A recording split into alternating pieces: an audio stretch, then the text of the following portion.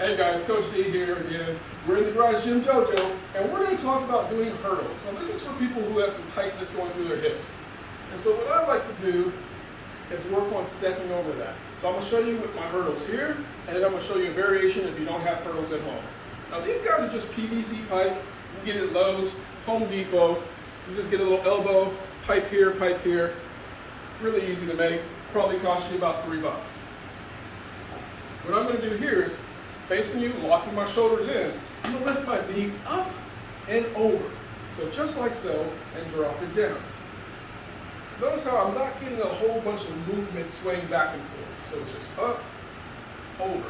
I'm not really kicking my leg out over that way, extending my back or anything like that. Upright, stepping up, and now I'm going to go back to work the other side. So just like this. Boom. Now let's say you don't have hurdles at home.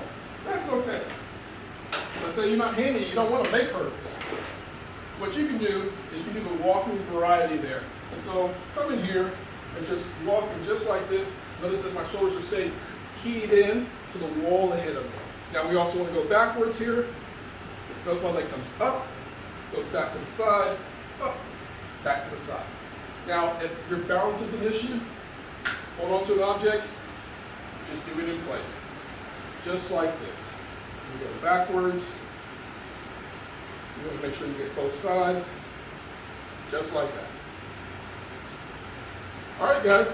As I step on my fan, we'll see you next week.